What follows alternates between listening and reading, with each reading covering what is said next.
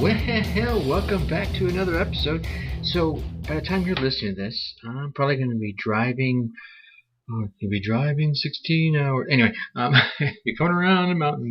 Boy, I'm in a quirky mood this morning, aren't I? I'll be driving my way to Philadelphia, Pennsylvania from Columbus, Ohio. A whole, what is that, like a 7-8 hour drive. Why would you be doing that? Well, I'm glad you asked. By the way, welcome to another episode of Your Success at Last, Tips to Improve Performance. This is Tracy. I'm your host. Anyway, I'll be driving to Philadelphia from Columbus because my daughter is graduating high school. Woohoo! Isn't that awesome? As many of you know, if you've been listening, I just moved back out to Columbus, Ohio from Philadelphia. We used to live down in Cincinnati not too long ago. But she finished her senior year in high school out in Philly. And so we moved out here. So she only had a couple of months left of it. So finished that up online. So I had to drive her out there to give her senior presentation and get the diploma and everything. Very, very proud of her. Very, very proud. She started a new job. Yeah, I know you really don't care, but I'm sharing with you anyway. I have the captured audience, so you get to listen to me. But and the reason I'm really sharing this with you is because it kind of fits into today's show. She was sharing with me the other day, oh my gosh, Dad, I'll be done with high school. Now what? And this now what question really is lucky because she thought about it a couple of days before her big project was done. She was working on the project, but she was going through it, and she thought, just kind of paused and thought, hey, I wonder where she got that idea of pausing and thinking and asking herself a question. And then she thought to herself, now what? And she actually came in and asked me, what's next, Dad? Well, she just started her job, so that will be sucking up some of her time on what's next, getting better at her job. She actually has landed a position at a place that she sees herself staying a long time and climbing the ranks in the corporate environment. It's fitting with her already known long-term goals of being an interior decorator or clothing designer. She wants to be in the whole design field, the merchandising aspect of things. So that's part of her what's next.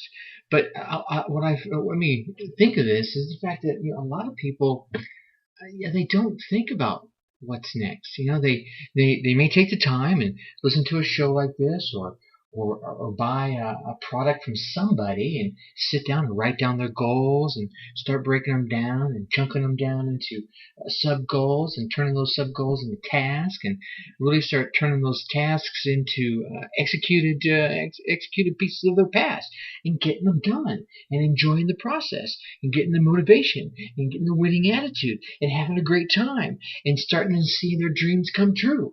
Wow, that's awesome, right? But then as they get near the end or they get it done, they go, well, what's next? I remember reading a story about the astronauts back in during the Apollo series, so back in the 60s, when it was like, hey, we will put a man on the moon. We will get this done. Well, the astronauts, that was their life. That was their focus. Let's get this done. When they got back, it was what's next. They literally, after the ticker tape parade was all done, of course, they took off. They sailed thousands and thousands, hundreds of thousands of miles and circled the moon and landed and did all the wonderful, things that just changed our world as we know it. And they came back and they landed and splashed down and got brought in and had the ticker tape parade. Ooh, wow, that's great. You guys are awesome. Now what? And many of them got depressed. Took to drinking and other bad habits. You need to ask yourself what's next before you finish your current goal. When you start getting where you can see the finish line, I would almost say halfway through your goal, 3/4 of the way to your goal, ask yourself what's next. Look on your dream sheet and say, okay, well, I've got this done, or I'm almost ready to get this done. What should I be thinking about on the horizon?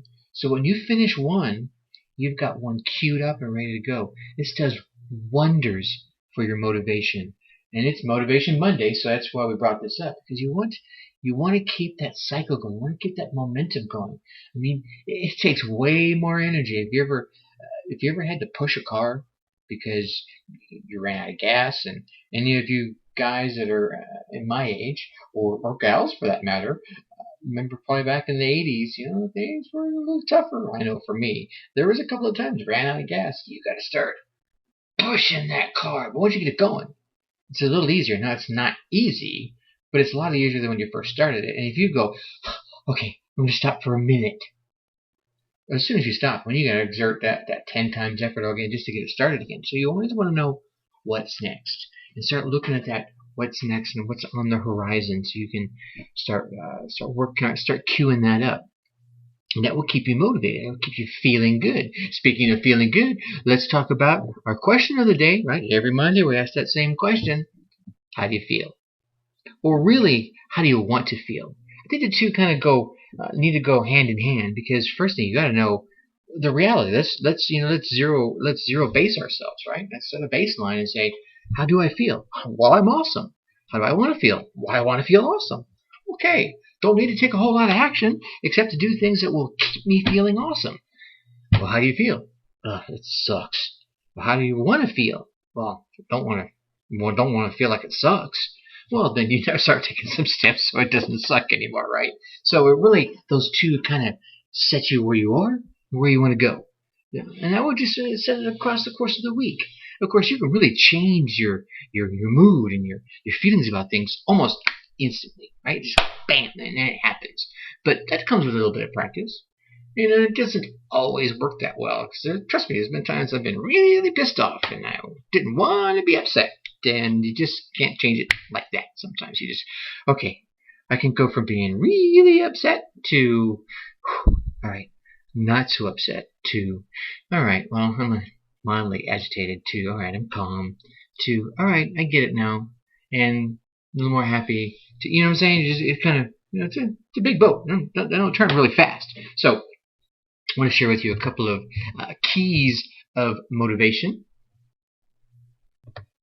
And some of these keys, we've talked about it a few times. Like, to me, the first real key is a real goal. I mean, you want to become this, inspirational person to yourself, to others. You want to be able to motivate yourself and inspire other people to perform far beyond what they even think is possible. I find this very inspiring. It's one of the things I like about being a dad, is the fact that if I can inspire my children to be all they can be, sound like an army commercial, right? Anyway, to live their dreams, whatever those dreams may be, to be the person that they want to be inside them, I find that very inspiring. And to do that, you got to have a goal, and you got to know who you are and what your values are. And piece of this is going to be keeping people in the know, right? Keep them in the know of what you're doing and where you're headed and what you think about what's going on with them, right? Because you empower by keeping them in the know, keeping them informed, right? And by keeping them informed, you're empowering them. I mean, they want to feel like they're an insider, right? That they're aware of everything that's going on, and they're not so demoralized by, well, I found out that from, Robbie. I shouldn't have found that out from him. You should have told me. And here's another one. And these are really, I think, motivational tools that aren't always about focusing on yourself. And I think that's one of the keys. We spend so much time, how do I make myself feel better? How do I keep a smile on my face? And I think one of the keys is if you can start looking around at what's going on around you and start doing a little bit of focus outside and helping others, well, that just kind of, the universe is an interesting thing, and it comes back to you tenfold.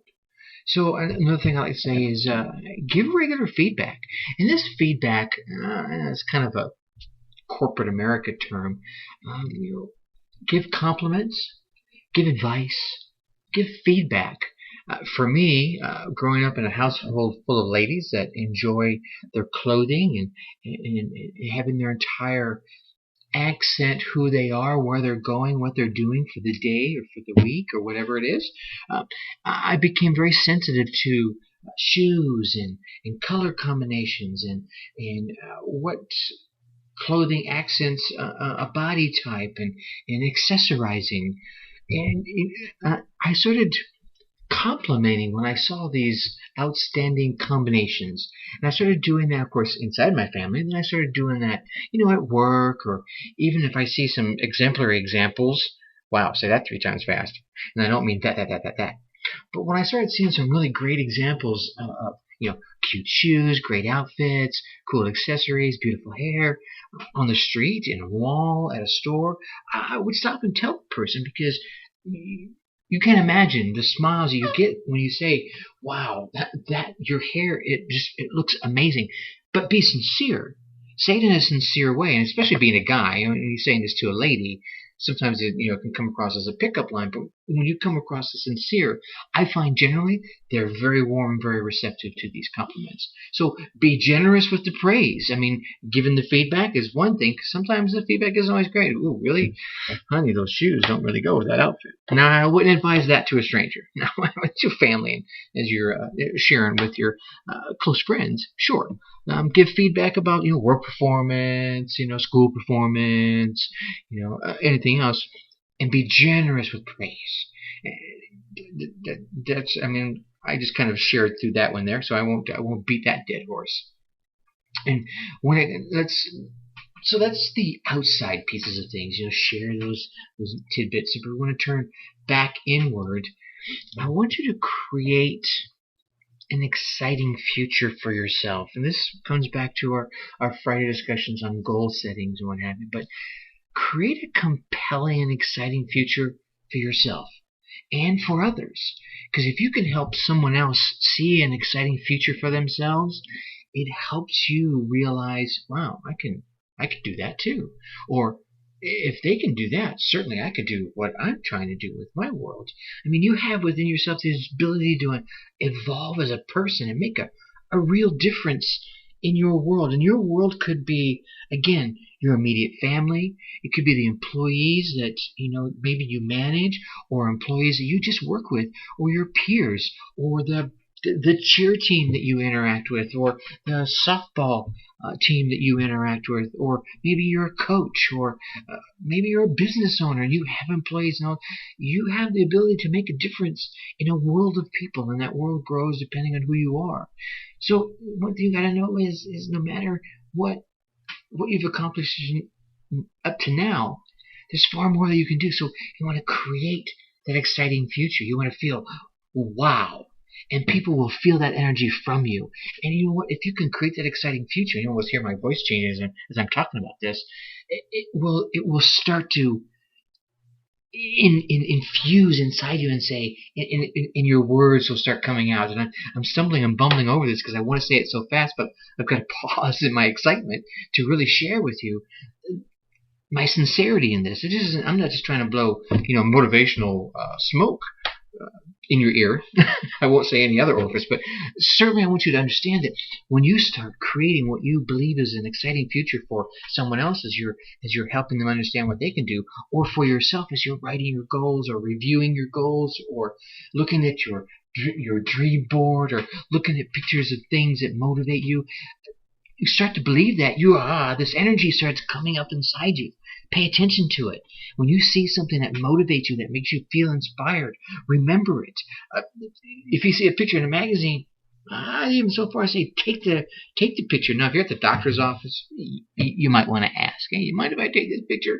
Don't just steal it. Anyway, go out on the internet, find that picture again, print it off and hang it up on your wall. All right, use that inspiration to your advantage. I don't want to go into a bunch of all these little steps, because basically we should be repeating myself. I think the idea, you get the idea here, is there are times that you're going to get motivation from helping others, right? So give that regular feedback, share that praise, and on the feedback piece of it, be willing to accept some feedback, because there are some people that are way smarter than me that have told me some great things about what I should and shouldn't do, should and should not do. There are things that you're probably doing that someone out there is trying to let you know, yeah, you might not want to do it that way, or you might not want to do it at all. And if you stopped that one thing or altered that one thing by listening to someone a little bit smarter, a little bit more insightful, you might be taking down the one thing that's keeping you away from reaching your goal. I'm just saying. And stranger things have happened. So, answer your question, right? Go through the steps. Re-listen to this. I've been stumbling and bumbling a little bit here. I just want to make sure I'm sharing with you. So, the rest of the week, who we got going on for the rest of the week? Oh my goodness, what do we have here? And I'm trying to look at my notes for the rest of the week. Let's see, Tuesday, we're going to talk about 7 tips for making it happen. How do you want to make things happen? We got so much going on in this world. Things keep moving faster and faster and faster. I just don't have enough time. So we're going to share with you some tips on making it happen. On Wednesday, 4 steps for a wonderful attitude. And it's going to spin off the motivational talk today. Anyway, on Thursday, I'm gonna break out a little bit here. So I'm going to break out a little bit. I want to talk about being a memorable speaker, and I'll share with you 7 tips on that, because I know a lot of the folks who are listening to this podcast, are salesmen. They have businesses, they engage with customers, or they give presentations, and sometimes these little tips on public speaking come in handy. I mean, after all, it is the number one fear, right above death, actually. And on Friday, 10 ways to maintain focus on your goals. Again, this comes back to we got all this crazy stuff going on. So we want to start off on Tuesday, but give you some tips on how to make it happen. And then on Friday, we're going to finish off, or we're going to wrap it up. I don't want to finish you off. We've got so much more to do, right? We're going to wrap it up by giving you 10 ways to maintain that focus. Well, with that, I'm a little bit over time, so I'm going to let you go now, but I'll see you tomorrow. Think successfully. Take action.